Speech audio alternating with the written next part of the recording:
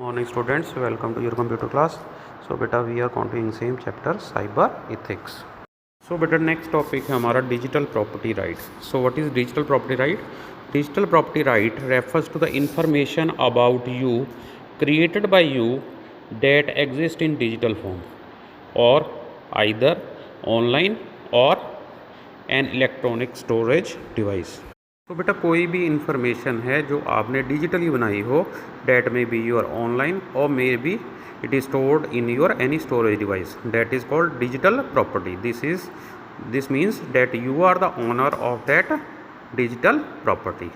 और जो भी आपने क्रिएशंस बनाई हुई हैं वो आप उसके ओनर हैं, और जितनी भी आपकी क्रिएशंस है that is called digital estate. So example of digital estate includes your accounts, ठीक है, that may be your Facebook accounts, may be your email accounts, may be your shopping accounts, may be your video gaming accounts. ये सारी क्या हैं, digital property हैं आपकी. So next है बेटा digital property right lie with the owner.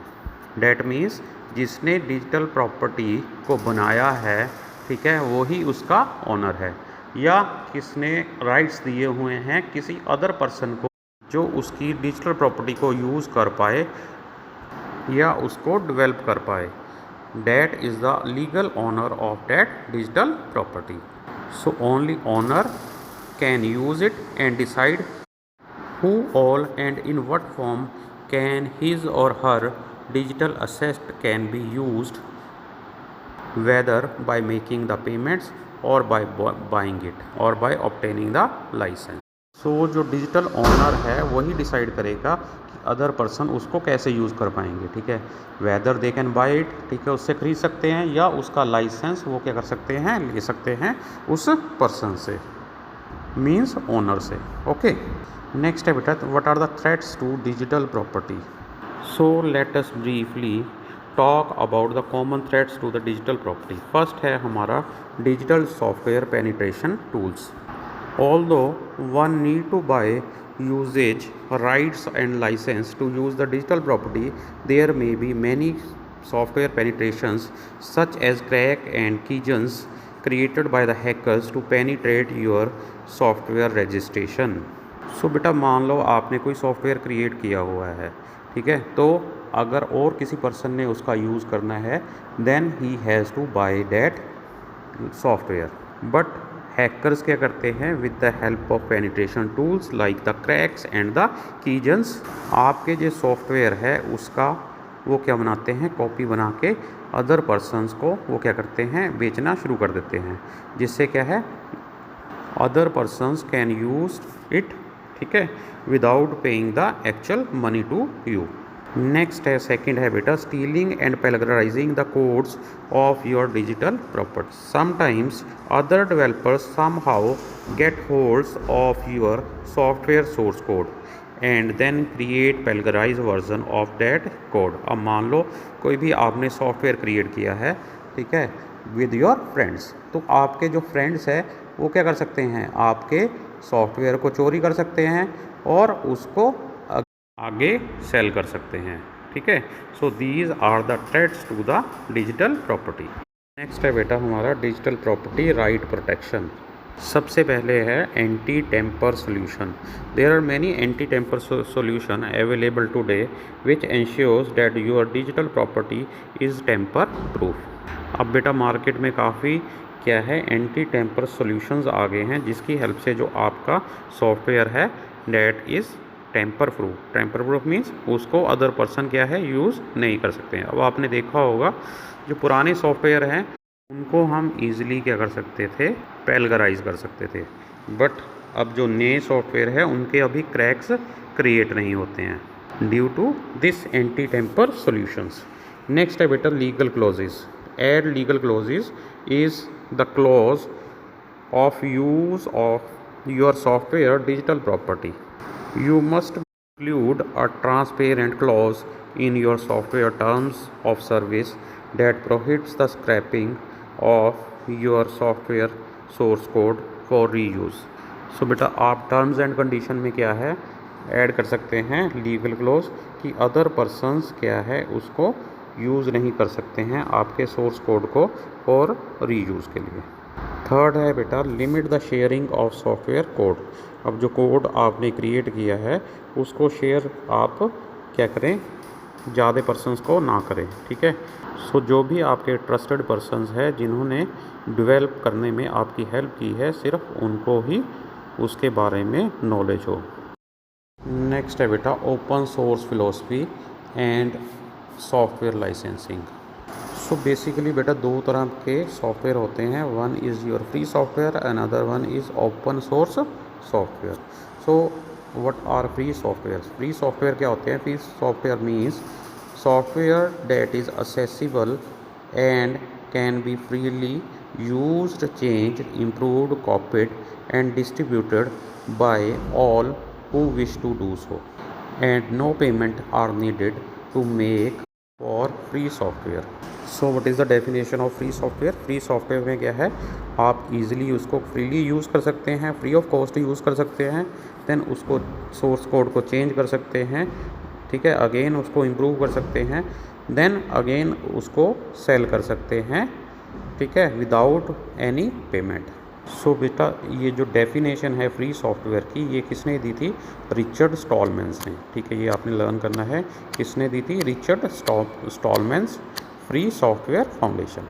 इस definition में क्या कहा है?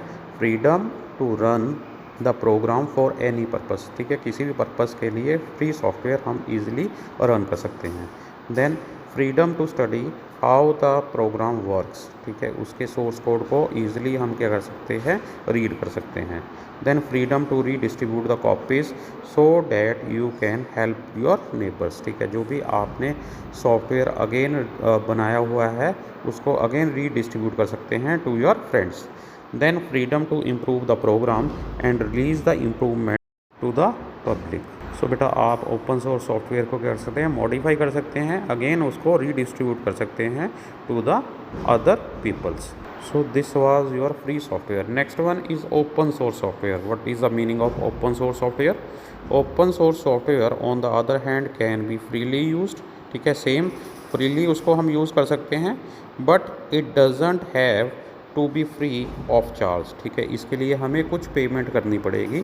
सो बेटा जिस कंपनी ने या जिस ओनर ने इसको डेवलप किया है, that will receive the money for the use, so we have to pay the money to the company और the owner of the software. Next है बेटा हमारा philosophy of the open source. So open source में क्या क्या आता है, ठीक है, जो जो क्राइटेरिया हैं वो बता रहे हैं। सबसे पहले है आपका free redistribution. Free redistribution mean no restriction on the redistribution of the software whether as a whole और इन द पार्ट। जो ओपन सोर्स सॉफ्टवेयर है, ठीक है, there is no restriction on the redistribution और एज ए होल, और ठीक है सारे सॉफ्टवेयर में, और उसके पार्ट को भी हम क्या कर सकते हैं? रीडिस्ट्रीब्यूट कर सकते हैं। Then next one is source code. The program must include the source code as well as the distribution in the source code as well as the compiled form, ठीक है। अब जो भी सॉफ्टवेयर होगा उसका सोर्स कोड भी available होना चाहिए और साथ में कंपाइल्ड फॉर्म भी उसकी अवेलेबल होनी चाहिए, तभी वो ओपन सोर्स सॉफ्टवेयर कहलाएगा। Then next one are the derived works. The license must allow the modification and drive works and must allow them to distribute under the same terms as the license of the original software.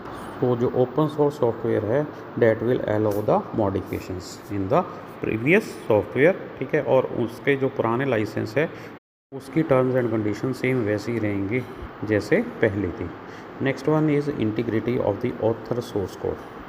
Integrity of the author source code must be maintained. So any addition and modification can a different name or a version number from the original software, ठीक है। अब जो पुराना software है वो same as it is रहेगा और जो नया सॉफ्टवेयर डेवलप होगा वो नए वर्क से या नए नेम से कैरी फॉरवर्ड होगा। Next one is no discrimination against the person और ग्रुप्स, ठीक है। The licence must not discriminate any persons और द ग्रुप ऑफ पर्सनस, ठीक है, that is available for all the persons और for any group. Next one is no discrimination against the fields of endeavour. That means अब मान लो कोई software मैंने develop किया है एग्जामिनेशन के रिलेटेड, ठीक है, that not be restricted to schools. मान लो स्कूल्स के लिए भी वही यूज़ होगा, कॉलेज के लिए भी उसको यूज़ कर सकते हैं, यूनिवर्सिटी के लिए यूज़ कर सकते हैं, then it can also be use for the research purpose. So you can modify according to your work. Next one is distribution of the license. The right attached to the program must apply to all to whom the program is redistributed. So जो license है that will be equally distributed to all the persons who are using that software. Next है बेटा, license must not be specific to the product.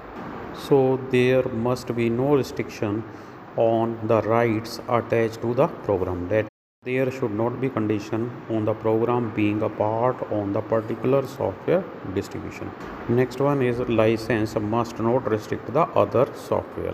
बेटा जो open source software है उसके साथ other software भी वर्क करने चाहिए, ठीक है। अब एग्जांपल लेते हैं, लाइक OBS सॉफ्टवेयर है, ठीक है, जो यूट्यूबर यूज़ करते हैं, तो OBS सॉफ्टवेयर के साथ हम अदर सॉफ्टवेयर्स को भी ईजिली यूज़ कर सकते हैं, ठीक है।